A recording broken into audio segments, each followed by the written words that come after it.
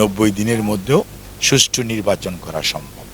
কাজেই 1 বছর একটা দীর্ঘ সময় গণতন্ত্রের জন্য যারা লড়াই করলো সেই মানুষগুলোর মধ্যে বিভেদ সৃষ্টি করার চেষ্টা করা হচ্ছে।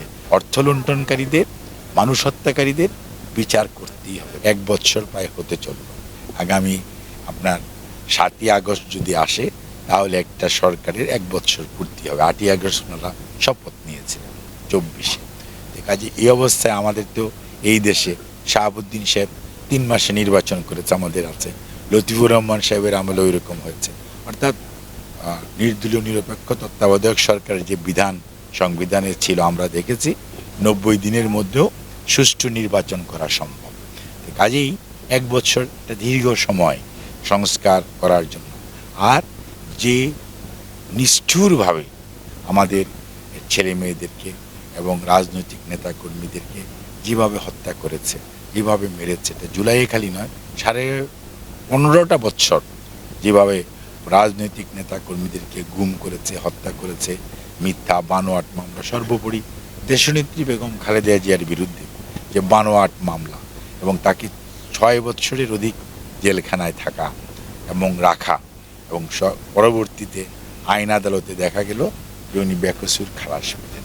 এইগুলোর সত্যিকার অর্থে বিচার তো হতে হবে এবং বিচার তো শুরু করতে হবে এবং বিচারিক প্রক্রিয়াটাও আমাদের কাছে মনে হয়েছে আরও দ্রুত করা যেত। যাই হোক, শুরু হয়েছে একটু, কিন্তু এটাকে দ্রুততম সময়ের মধ্যে বিচার নিশ্চিত করতে হবে। বিচার যদি আপনি ওই যে জাস্টিস ডিলেড জাস্টিস ডিনাইড একটা কথা আছে, কাজে আপনি যত বেশি দেরি করবেন তত বিচারের মানুষের অনাস্থা আসবে। কাজেই জনগণের আস্থা অর্জন করা দরকার। আর বিচার হতেই হবে। অর্থ লুণ্ঠনকারীদের, মানুষ হত্যাকারীদের বিচার করতেই হবে। তাদের সে যে বা যারাই, সে যে বাহিনীর সদস্যই হোক, যেই রাজনৈতিক দলের সদস্যই হোক, এবং স্বৈরাচারের দোষর তারা এমন বিচার করতে হবে যাতে আর ভবিষ্যতে কেউ স্বৈরাচারী হওয়ার দুঃসাহস না দেখায়। কাজেই তাহলেই কেবল এই শহীদরা, এই জুলাই এবং 15.5 বৎসরের শহীদ যারা হয়েছে, গুম হয়েছে, আজকে তারা কি জীবিত না মৃত আমরা জানি না। কাজে এই মানুষগুলোর যে কষ্ট বেদনা, তখনই তাদের আত্মা শান্তি পাবে যখন আপনি এই দেশে বিচার হবে, আইনের শাসন হবে, সুশাসন হবে, গণতন্ত্র প্রতিষ্ঠিত হবে।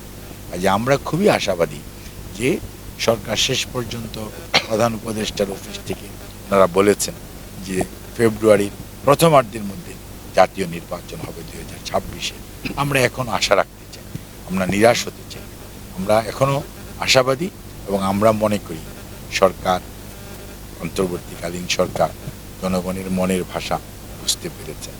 আপনার এসির গ্যাসের সমাধান হলো SGS ও CNS সার্টিফাইড ফোরন রেফ্রিজারেন্ট গ্যাস, যার বিশুদ্ধতা 99.98%। ফোরন, শান্তি যেখানে, নিঃশ্বাসে। যার জন্য গত কয়েকদিন যাবৎ বিভিন্ন কথাবার্তা শোনা যাচ্ছে। তবে এখানে নির্বাচনকে প্রলম্বিত করার জন্য ষড়যন্ত্র যে আছে সেটা গত কিছুদিন যাবৎ নির্বাচন এর জন্য কথা বলা উচিত, স্বৈরাচারের সমালোচনা করা উচিত, স্বৈরাচারের দুর্নীতি কুকীর্তি যা আছে সেগুলো নিয়ে আলোচনা হচ্ছে। সেগুলো না করে দেখা যাচ্ছে যে গণতন্ত্রের জন্য যারা লড়াই করলো সেই মানুষগুলোর মধ্যে বিভেদ সৃষ্টি করার চেষ্টা করা হচ্ছে। বিভেদ সৃষ্টি করে, অনৈক্য সৃষ্টি করে স্বৈরাচারকে ফেরত আনার এক ধরনের রাস্তা তৈরি করে দেওয়ার মানসিকতা আমরা দেখতে পাচ্ছি। সেইটা সত্যিকার অর্থে দেশবাসী ভালোভাবে নিচ্ছে।